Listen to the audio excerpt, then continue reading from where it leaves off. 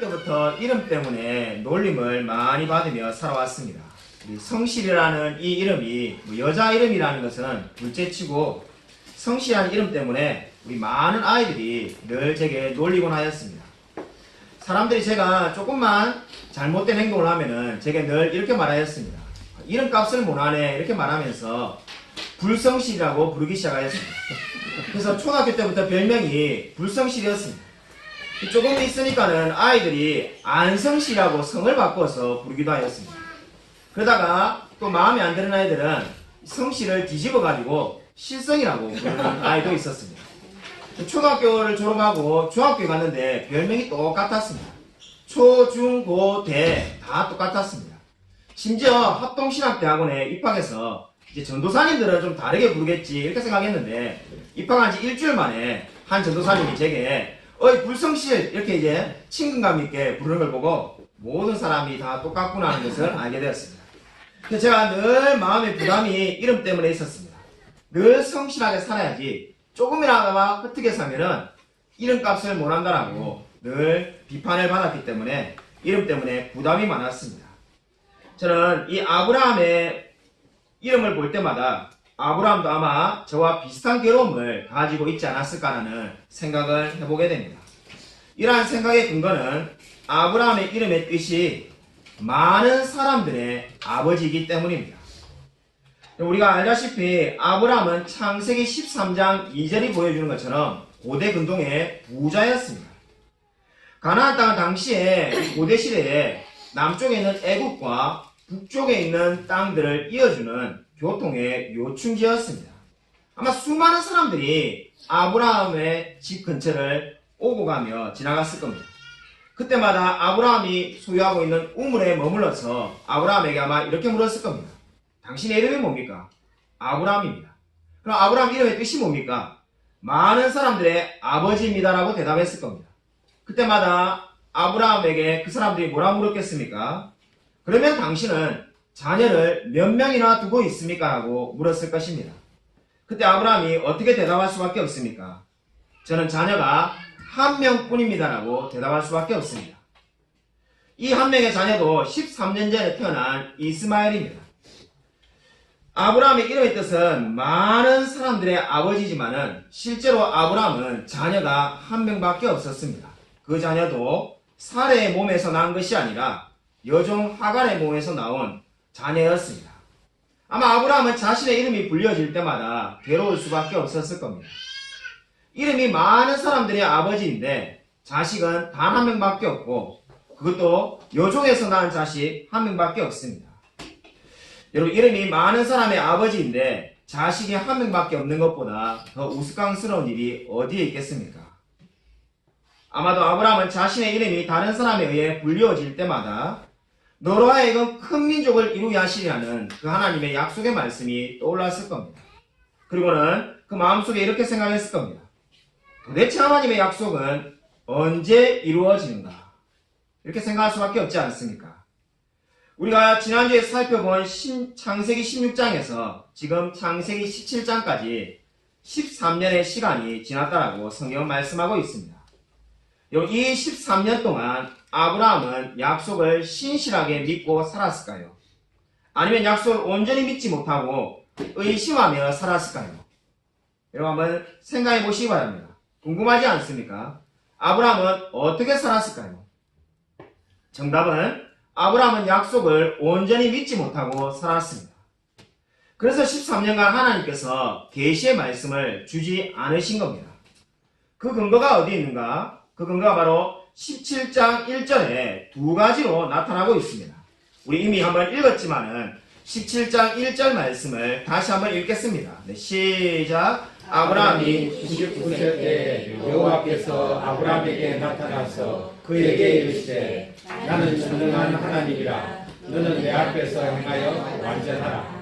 그리고 이 하나님께서 아브라함이 온전히 약속을 믿지 못하기 때문에 13년간 말씀을 주시지 않았다는 첫 번째 근거는 나는 전능한 하나님이라는 말씀에서 알 수가 있습니다. 전능한 하나님이라는 말씀의 의미는 행하지 못할 일이 아무것도 없다는 겁니다. 한마디로 하나님이 모든 것을 행할 수 있다는 겁니다. 근데 왜 하나님께서 13년간 말씀이 없다가 갑자기 나타나셔서 나는 전능한 하나님이다라고 말씀하겠습니까? 그 이유는 아브라함과 사레의 마음에 약속에 대한 의심이 가득 차 있기 때문입니다. 17장 17절 말씀을 보십시오. 우리 오늘 읽지 않았지만은 17장 17절 말씀을 보면은 하나님께서 자녀를 주실 거라는 그 말에 대해서 아브라함과 사레가 어떻게 반응합니까? 아브라함이 엎드려 웃으며 심중에 이르되 100세 된 사람이 어찌 자식을 낳을까? 사레는 90세니 어찌 생산하리오 하고 이렇게 말을 하고 있습니다. 한마디로 말해서 아브라함이 여기서 왜 웃었습니까? 아이를 주시니까 기뻐서 웃은 게 아닙니다. 하도 하나님 말씀이 어이가 없으니까 웃은 겁니다. 한마디로 말해서 하나님의 약속을 전혀 믿지 못하고 있습니다. 그 믿지 못하는 마음을 하나님이 아시고 하나님이 나타나시자마자 나는 전능한 하나님이다라고 지금 아브라함에게 말씀하는 겁니다. 얼마 전에 연세대 교수님이셨던 김영석 교수님께서 인간극장에 나온 것을 본 적이 있습니다. 김영석 교수님이 1920년생이시니까 올해 딱 100살이 되십니다.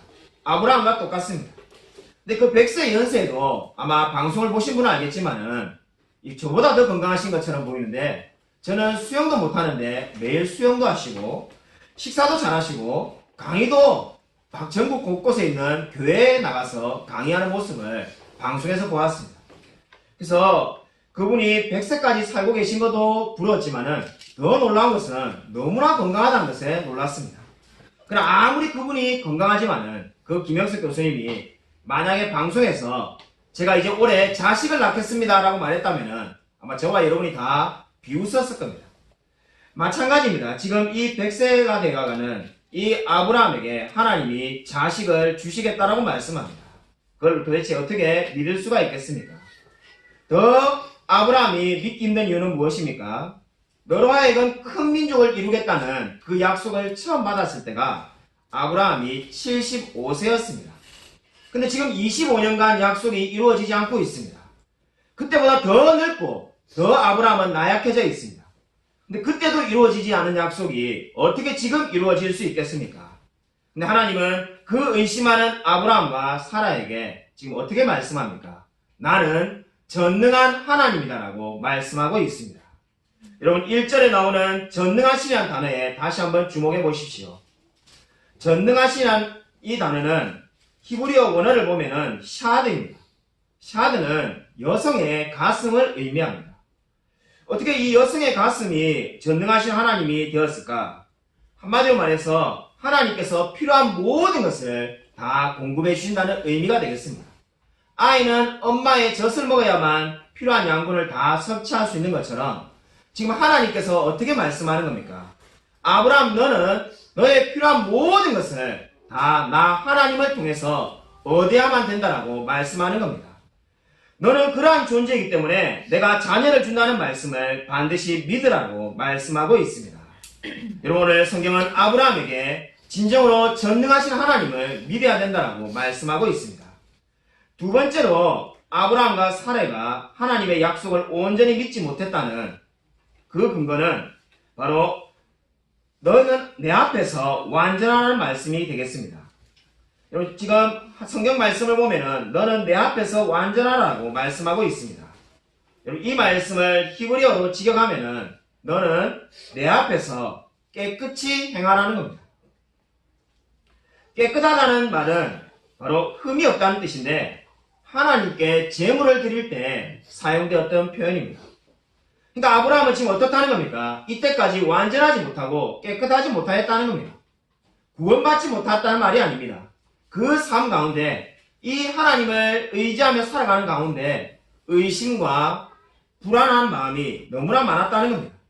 그 마음을 아시는 하나님께서 너는 내 앞에서 완전하라고 말을 하고 있습니다. 여러분 여기서 이 행하여라는 말은 단번지 한 번 하는 것이 아니라 지속적으로 반복적으로 하는 것을 의미합니다. 그러니까 아브라함이 어떻게 살았다는 것을 우리가 알 수가 있습니다. 아브라함이 어떤 때는 하나님의 약속의 말씀이 믿어지기도 하다가 어떤 때는 이렇게 이루어질 수 있을까라고 의심하기도 하는 그러한 삶을 반복했다는 겁니다. 그렇기 때문에 하나님께서 행하여라고 말씀하시면서 이제 너는 늘 한결같이 이 약속을 믿고 의지하며 살아라고 말씀하고 있습니다. 여러분, 왜 아브라함은 여호와께서 다시 나타나실 때까지 이토록 오랜 시간을 기다려야만 했을까요? 그리고 그 이유가 바로 로마서 4장 19절에서 찾을 수가 있습니다. 제가 한번 읽어드리겠습니다. 그가 백선화되어 자기 몸이 죽은 것 같고 사라의 태가 죽은 것 같음을 알고도 믿음이 약하여지지 아니하고. 로마서 4장 19절은 하나님께서 왜 아브라함과 사라에게 100세까지 기다리게 했는지를 알 수가 있습니다. 그 이유는 무엇입니까? 하나님의 능력이 나타나기에 앞서서 먼저 자신의 무능력함을 배워야 했다라고 성경은 말씀하고 있습니다. 여러분, 오늘 이 말을 꼭 기억하시기 바랍니다.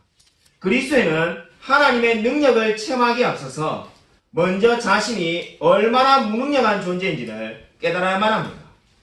이것을 깨닫기 위해서 하나님은 아브라함에게 무려 25년간을 기다리게 하였습니다. 그럼 저와 여러분이 신앙생활하면서 오해하는 것이 무엇입니까? 내가 가지고 있는 것을 주님께서 내 마음을 돌이키셔서 이제 사용하셨다고 생각하는 분들이 많습니다. 쉽게 말해서 내가 원래 똑똑한 사람이었는데 예수님 믿고 하나님이 그 똑똑한 것을 사용했다는 겁니다. 내가 원래 말 잘하는 사람이었는데 그 말 잘하는 것을 내가 예수 믿고 나니까 예수님께서 특별히 사용했다고 믿는 분들이 많습니다. 그러나 오늘 그러한 생각은 성경이 그렇게 말하고 있지 않습니다. 여러분, 하나님께서 100세까지 아브라함에게 자녀를 주지 않은 이유가 무엇입니까?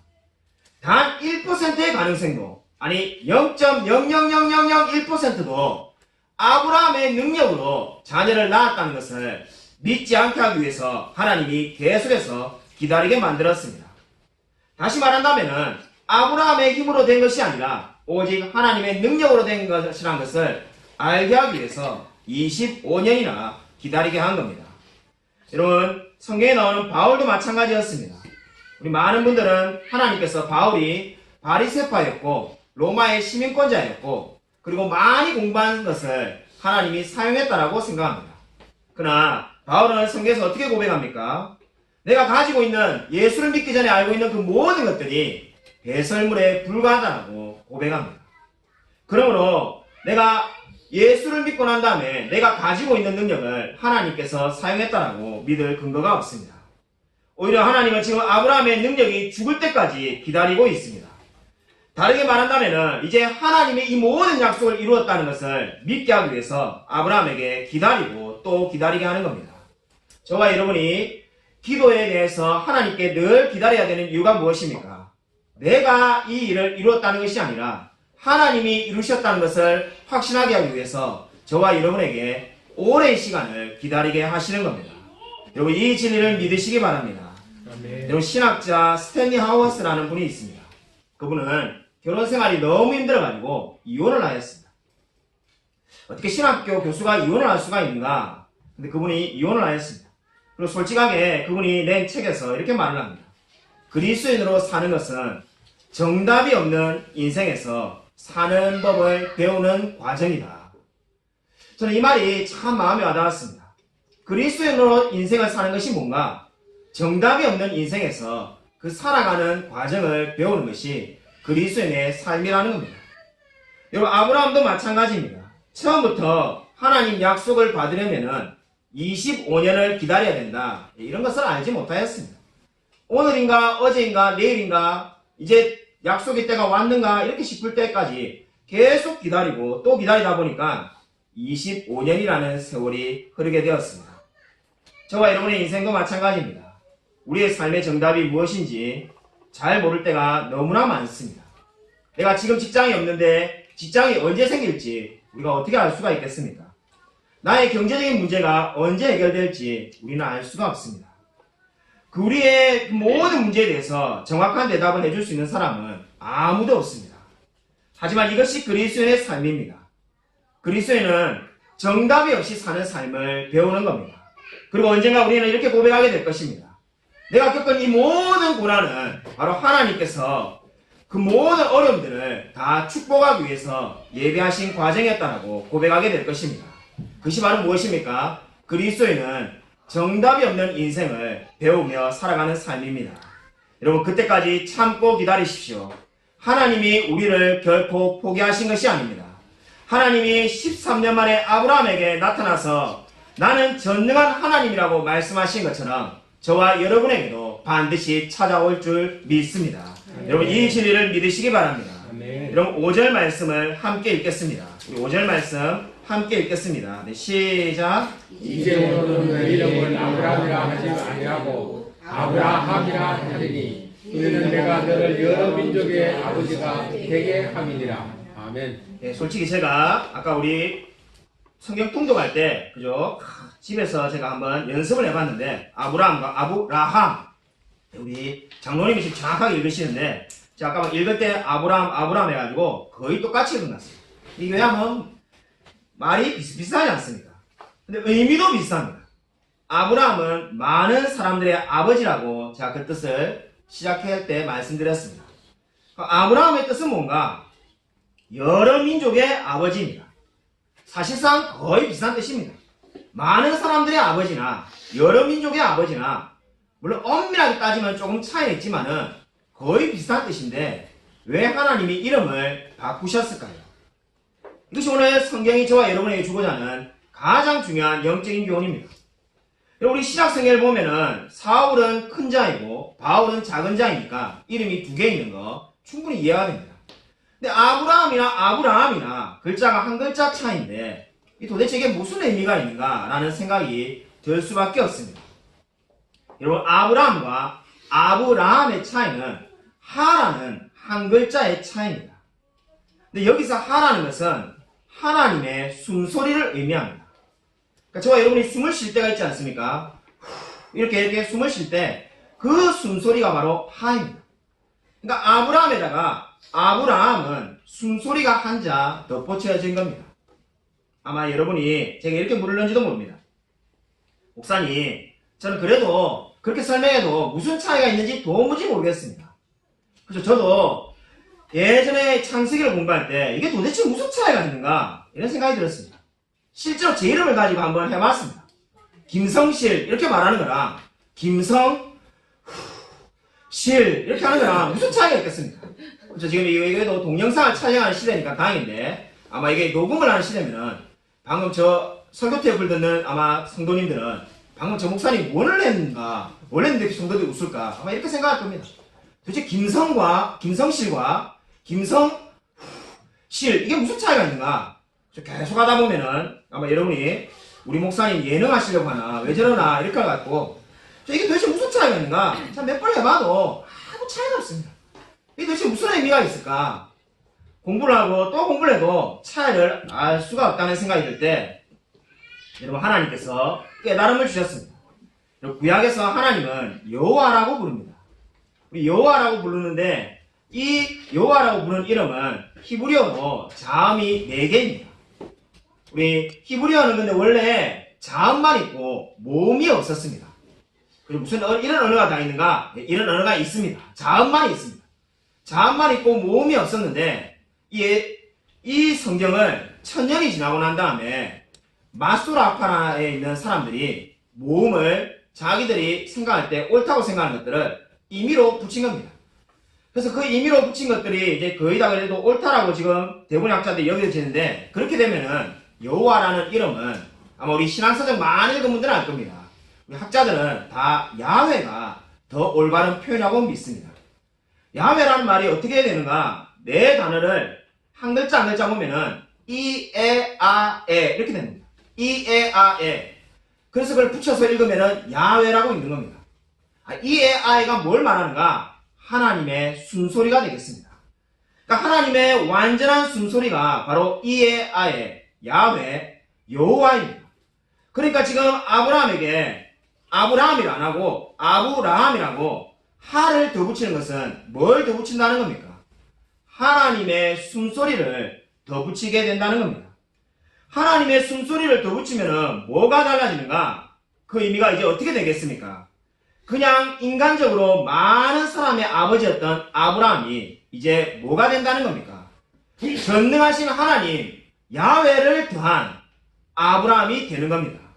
이제 아브라함은 그냥 많은 사람들의 아버지가 아니라 전능하신 하나님이 그 삶 가운데 함께하는 바로 아브라함이 되는 겁니다.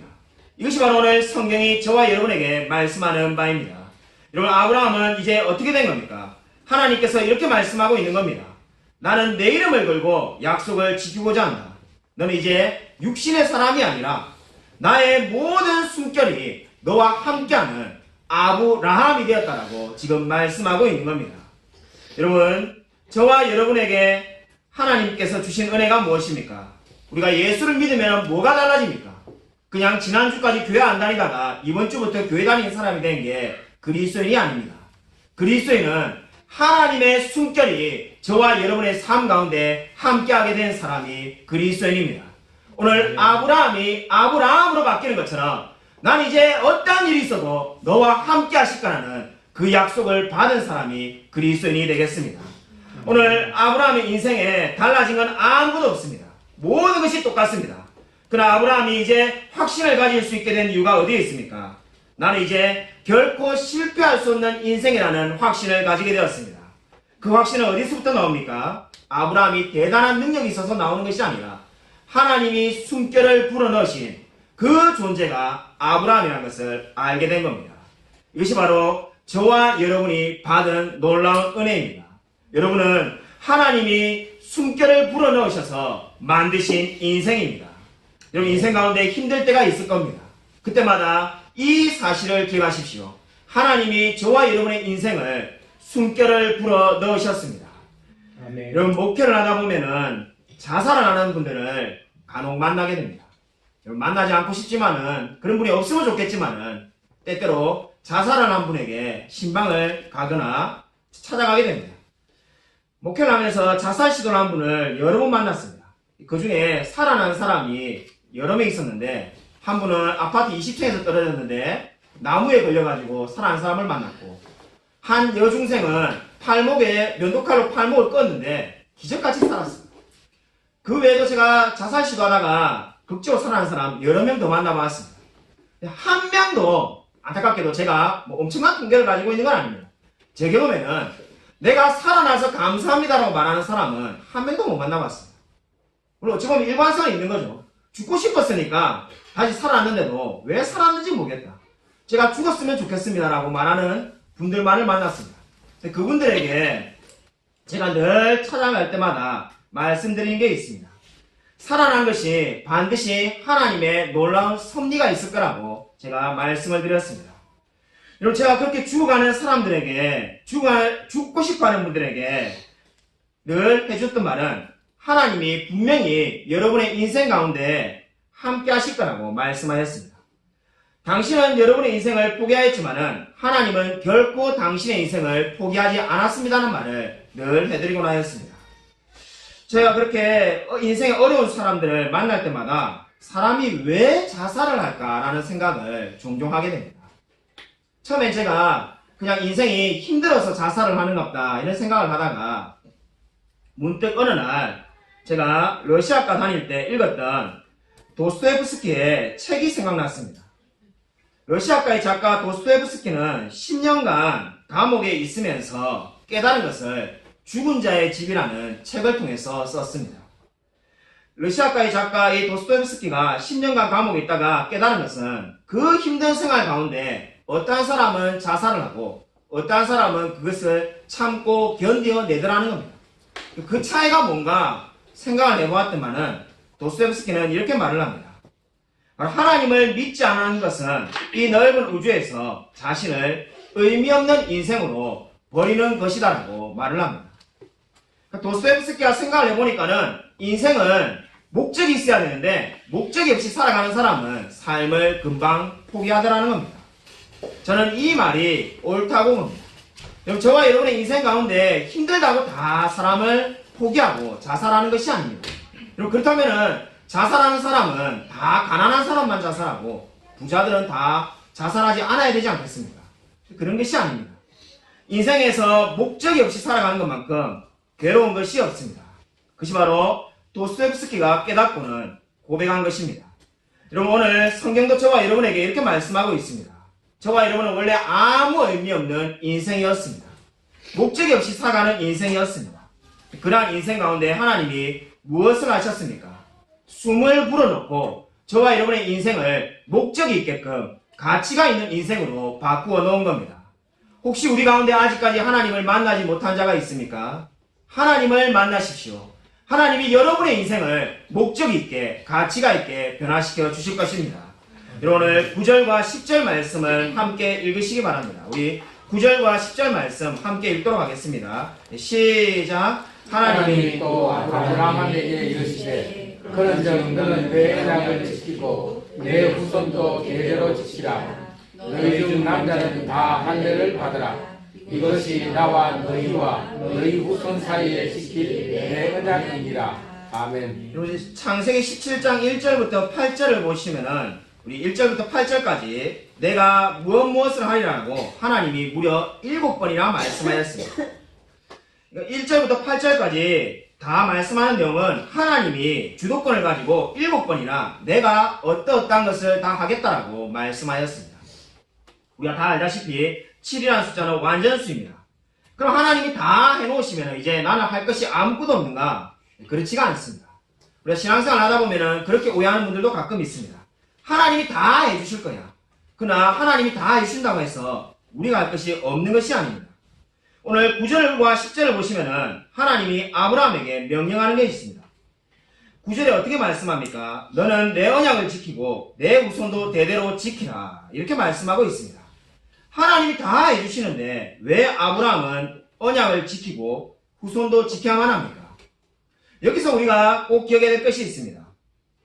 하나님께서 너는 내 언약을 지키고 내 후손도 대대로 지키라는 말씀은 하나님의 뜻이 이 아브라함의 행동에 좌우된다는 것이 결코 아닙니다. 여러분 그것을 오해해서는 안 됩니다. 여러분 이 하나님의 뜻이 아브라함의 행동에 따라서 움직인다고 말하면 이단이 됩니다. 지금 그것이 아닙니다. 그러면 그럼 왜 하나님이 아브라함에게 너는 이것을 지키라고 말을 하는가? 우리가 또다시 의문을 품을 수밖에 없습니다.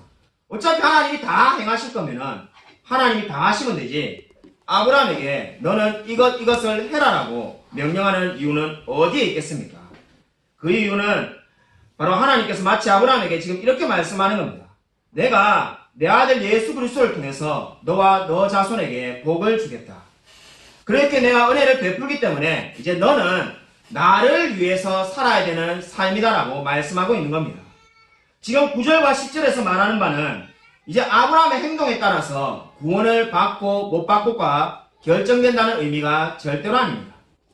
오히려 이 말씀은 이제 아브라함은 하나님의 은혜를 받은 자이기 때문에 하나님의 은혜에 합당하게 살아갈 수밖에 없다는 겁니다.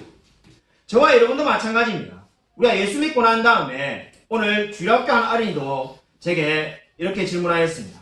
목사님, 내가 예수님을 믿는데 욕을 하면은 지옥에 갑니까? 라고 오늘도 한 학생이 물었습니다. 제가 그게 아니라고 말했습니다. 왜 우리가 계속해서 그런 생각이 인간이 본능적으로 들 수밖에 없습니다. 아브라함이 그러면 언약을 어기면은 이제 아브라함이 지옥에 가는가? 그런 것이 아닙니다.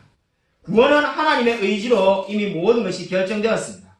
근데 하나님이 아브라함에게 너는 언약을 반드시 영어 성경을 보면은 must라고 되어 있습니다. 그렇게 지켜라는 이유가 어디에 있습니까? 너가 지켜야만이 사람들이 어떻게 된다는 겁니까? 그 하나님의 은혜가 사람을 변화시켰다는 것을 알게 될 것이다라고 말씀하고 있습니다. 여러분 오늘 이 징표로 10절에 할례를 받고 있습니다. 할례는 무엇입니까? 요즘 말로 하면은 포경수술이 되겠습니다. 할례를 받는다는 것은 언약에 아브라함이 어떠한 공로를 끼쳤다는 것이 전혀 아닙니다. 오히려 그 반대입니다. 이제 아브라함은 표피를 자름으로써 나는 아무것도 하나님의 은혜에 공헌한 것이 없다는 것이 이 고백이 되겠습니다.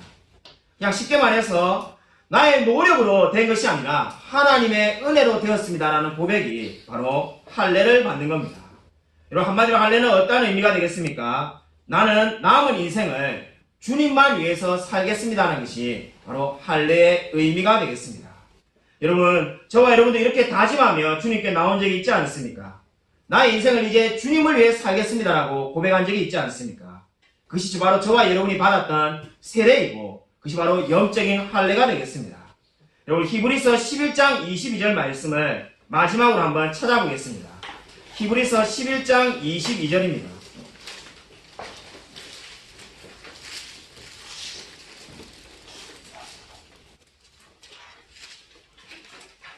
히브리서 11장 22절 함께 한번 찾아보겠습니다. 히브리서 11장 22절 구약성경 365면에 있습니다. 구약성경 365쪽 히브리서 11장 22절 우리 같이 다 찾으셨으면 한 목소리 읽겠습니다. 네, 시작. 믿음으로 요셉은 임종시에 이스라엘 자손들이 떠날 것을 말하고 또 자기 뼈를 위하여 명하였으며. 아마 어떤 분들은 이 목사님 아브라함에 대해 설교하는데 왜 갑자기 요셉을 찾아보는가 의아해할 수도 있을는지도 모르겠습니다. 근데 모든 사람은 하나님 앞에 한번 설 때가 있습니다. 아브라함이든 요셉이든 저와 여러분이든 다 하나님 앞에 한 번은 서야만 합니다. 바로 지금 요셉이 임종할 때 하나님 앞에 섰은 것을 지금 성경이 평가하고 있습니다. 저와 여러분이 주목해 보아야 될 단어가 있는데 바로 임종시에라는 단어에다가 여러분이 밑줄을 그어두십시오. 성경을 보면은 일반적으로 사람이 죽으면은 임종시에라고 말하지 않습니다. 그냥 죽었을 때에, 죽을 때에 이렇게 말을 합니다. 여러분 성경을 읽어보면은 거의 대부분의 사람들이 죽으면은 죽었을 때에, 누가 죽은 후에 이렇게 말을 합니다. 근데 여기서는 지금 임종시에라고 이렇게 말을 하고 있습니다. 이 임종이라는 말은 헬라어로 보면은 텔유톤인데 한마디로 말해서 다 이뤘다는 뜻이 되겠습니다. 다 이뤘다는 말, 우리가 제일 생각나는 말이 뭡니까? 고난주간이 다가오고 있는데 예수님이 십자가상에서 다 이뤘다라고 말하고 돌아가셨습니다. 근데 지금 성경이 요셉의 죽음을 평가하고 있는데 어떻게 평가하는 겁니까? 임종시에 다 이루고 죽은 죽음이라고 그렇게 평가하고 있는 겁니다. 여러분 너무나 놀랍지 않습니까? 여러분 예수님이 다 이루셨다라고 죽은 것, 돌아가신 것 충분히 우리가 이해할 수 있습니다. 예수님은 하나님이시니까요. 요셉은 사람이었는데 요셉이 죽음을 하나님께서 어떻게 평가하시는 겁니까? 그냥 죽은 것이 아니라 다 이루며 죽었다라고 평가하고 있습니다. 여러분 이 말은 요셉이 한 번도 죄를 짓지 않았다는 말이 아닙니다. 하나님이 원하시는 계획대로 하나님이 모든 뜻을 그대로 이루며 성취하며 살았다는 삶이다라고 평가하시는 겁니다. 여러분 저와 여러분의 남은 인생을 어떻게 살아야 될까요? 우리도 하나님 앞에 설 때가 있을 것입니다. 그때 저와 여러분이 어떤 말을 듣고 싶습니까? 바로 요셉처럼 임종시에 다 이룬 삶이라고 평가받고 싶지 않습니까? 여러분 저와 여러분의 인생이 그리 길게 남지 않았습니다. 우리 앞으로 10년, 20년, 30년, 길면 60년, 70년 이후에 하나님 앞에 설 때가 있을 것입니다. 여러분 그때까지 우리가 어떻게 살아가야 되겠습니까? 바로 요셉과 같이 내가 다 이룬 삶, 바로 하나님의 뜻을 이루며 온전히 살아간 삶이다라고 평가받으며 나아가야 되지 않겠습니까? 사랑하는 여러분, 하나님을 믿으시기 바랍니다. 하나님은 그의 뜻을 저와 여러분을 통해서 온전히 이루실 것입니다. 저와 여러분이 남은 인생을 다른 길로 가려고 한다 할지라도 하나님이 그 길을 반드시 막으실 것입니다. 그래서 우리를 아무쪼록 만드실 것입니다. 여러분 이 진리를 믿으시기 바랍니다. 아무쪼록 늘 온전히 주님의 뜻을 따라 살아가는 저와 우리 모든 성도님이 되시기를 주님의 이름으로 간절히 축원드립니다.